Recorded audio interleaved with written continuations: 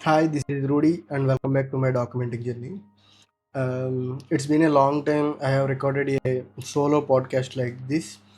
ఎందుకంటే నేను చాలా వర్క్స్లో ఇన్వాల్వ్ అవుతున్నాను అండ్ నాకు ఖాళీ ఉండట్లేదు ఒక వీడియో రికార్డ్ చేసి దాన్ని పోస్ట్ చేయడానికి. And not like that video record చేయడానికి ఖాళీ లేదని కాదు, ఎందుకో నాకు రికార్డ్ చేయాలనిపించట్లేదు. ఈ మధ్య ఏంటంటే I want to live the life as it is. ఆ ఫ్లో ఎలా ఉంటే అలాగా ఎంజాయ్ చేయడానికి ఇష్టపడుతున్నాను. ఇదివరకంతా కొంతకాలం ఎలా నడిచిందంటే, ఇప్పుడు ఫ్రెండ్స్‌తో తిరిగిన ఆ మూమెంట్స్‌ని రికార్డ్ చేసి దాచుకుంటే బాగుండు అనిపించింది. సేమ్ అలాగే అనిపిస్తుంది. But a quite change. I want to take a pause and enjoy those feelings rather recording them అలా అనిపిస్తుంది. అండ్ ఎందుకో నాకే కొన్ని రోజుల తర్వాత ఈరోజు సరదాగా ఒక వీడియో రికార్డ్ చేస్తే బాగుండు, ఎందుకంటే చాలా రోజులైపోయింది అనుకున్నాను. So the topic is about fear, భయం గురించి. ఆహ్, ఇక నేను ఈ వీడియో ద్వారా నేను ఎవరిని మోటివేట్ చేయట్లేదు. I want to just motivate my self. నా జీవితంలో కొన్ని జరిగిన సిచ్యువేషన్స్‌ని నాకు నేను చెప్పుకుంటూ నన్ను నేను మోటివేట్ చేసుకుందాం అనుకుంటున్నాను. And that was the theme of this video. నాకు చాలా భయం. ఎందుకంటే ముందు నుంచి కూడా I was a kind of introvert like that. And అలాంటి ఇంట్రోవర్ట్‌కి షేర్ చేసుకునే ఎబిలిటీ ఉండదు కాబట్టి, ఉన్న టాలెంట్స్‌ని ఎవరికైనా చూపించాలన్నా we feel little bit awkward, right? ఎందుకంటే జడ్జింగ్ ఫ్యాక్టర్ ఒకటి ఉంటది కదా! మనం ఏదన్నా ఫీలింగ్‌ని ఎక్స్‌ప్రెస్ చేస్తే ఏడిపిస్తారేమో, లేకపోతే అవతల వాళ్ళకి నచ్చదేమో, మనం చులకనవుతామేమో, ఇలాంటి ఫీలింగ్స్ వస్తాయేమో అని ముందుగా నాకు నేనే ఆలోచించుకుని I used to compromise for everything. And అది కాలక్రమేణా ఎలా మారిందంటే, ఆహ్, సరే ఇప్పుడు నువ్వు వీడియో చేసావు, ఎవడు చూస్తాడు?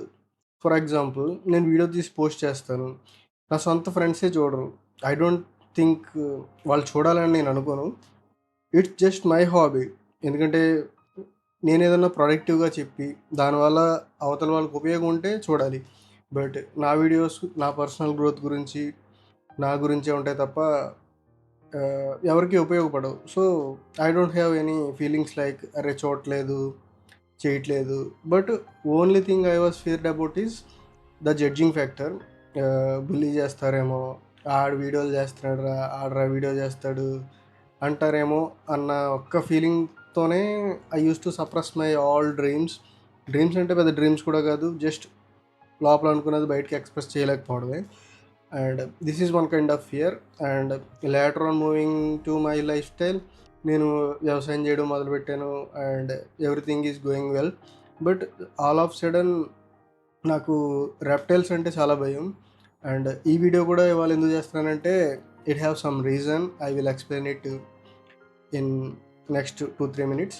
అదేంటంటే, నేనొక 4-5 ఇయర్స్ నుంచి వ్యవసాయం చేస్తాను. బట్ డైరెక్ట్‌గా నేనెప్పుడూ ఫీల్డ్‌లోకి దిగి ఇన్వాల్వ్ అవ్వలేదు. But this time from the scratch I was involved with my mother and doing every single thing on my own hands, spending my own expenditure. And ఈ క్రమంలో I used to I I have a fear of నాకు reptiles అంటే చాలా భయం. So, దాని గురించి నేను ఒక సేఫ్టీ షూ కొనుక్కున్నాను. అండ్ మా ఏరియాలో ఎవరు సేఫ్టీ షూ వేసుకొని పొలానికెళ్ళరు. అండ్ ఇక్కడ కూడా నాకు భయం. ఆ భయం ఏంటంటే, ఇప్పుడు మనం సేఫ్టీ షూ వేసుకొని షో చేసుకుంటా పొలానికెళ్తే నవ్వుతారేమో, మళ్ళీ ఏమన్నా అనుకుంటారేమో అన్న ఫీలింగ్‌తోనే ఐ యూజ్డ్ టు చాలా రోజులు దాన్ని అలాగే ఉంచేసాను. బట్ ఒక పాయింట్‌లో పొలంలో గడ్డంతా బాగా మోకాళ్ళ లోతు దాకా పెరిగిపోయింది. అప్పుడేం చేశానంటే, ఇక ఏదైతే అదయింది. మనకి అడుగేయాలంటే భయమేస్తుంది. సో, ఎవడేమనుకుంటే మనకేంటిలే అన్న పాయింట్ రీచ్ అయ్యింది. ఈ పాయింట్ అనేది ఎప్పుడూ ప్రతి సిట్యుయేషన్‌కి ఉంటది. ఆ పాయింట్ రీచ్ అయినప్పుడే we used to think about ourselves rather than thinking about others. నాకలాగా ఆ పాయింట్ బ్రేక్ అయినప్పుడు I break the point and I wear that safety shoe and I started going to my farm daily. And మెల్లిగా మెల్లిగా first 2 రోజులు కొంచెం ఆక్వర్డ్‌గా చూసారు. తర్వాత రోజు ఇంకొక ఇద్దరొచ్చి ఎంత పడినాయి, ఎక్కడ కొన్నావు అని అడిగారు. And it was very nice. అలా సాఫీగా వెళ్ళిపోవడం జరిగింది. అండ్ దాన్ని బట్టి నాకు అర్థమైంది ఏంటంటే, ఏదైనా మనం పని చేసినప్పుడు ఇనీషియల్గా ఎవరైనా వేలెత్తి చూపుతూనే ఉంటారు. బట్ మన పాయింట్ ఏంటో మనకు అర్థం అవ్వాలి అనేది నాకు బాగా అర్థమైంది. సో అండ్ ఈ ఫియర్ పాయింట్ గురించి ఇప్పుడు ఎందుకు చెప్తున్నానంటే, I use to go to my field daily. అయితే అది మార్నింగ్ కానీ, లేకపోతే ఆఫ్టర్నూన్ కానీ, ఈవినింగ్ కానీ, ఏదో ఒక టైంలో నేను వెళ్ళి విజిట్ చేసి వస్తూ ఉంటాను. అండ్ ఈరోజు మా మదర్తో పాటు నేను పొలంకి వెళ్ళినప్పుడు నాకు ఒక పాము కనపడింది. అండ్ అది కూడా రక్తపింజరి. సో నాకు రెప్టైల్స్ అంటే బీభత్సమైన భయం. అండ్ మరి ఎంత భయం పెట్టుకుని నువ్వు వ్యవసాయం ఎలా చేద్దాం అనుకుంటున్నావు అని అనుకుంటారేమో, దానికి కూడా నేను ఎక్స్ప్లెనేషన్ ఇవ్వబోతున్నాను. అండ్ ఫస్ట్ రోజు నేను వెళ్ళినప్పుడు ఒక్కడే వెళ్ళాను. వెళ్ళినప్పుడు నాకు ఆ పాము కనపడింది. దెన్ అది చప్పుడు అవడంతో వెంటనే ఒక బొక్కలోకి దూరిపోయింది. సరే కదా అని ఇంకా నా పని నేను చూసుకుని వచ్చాను. ఒక 3-4 డేస్ తర్వాత మళ్ళీ ఈరోజు మా మమ్మీ నేను కలిసి పొలంకి వెళ్ళాము. అయితే ఆ పాము మళ్ళీ అక్కడే ఉంది.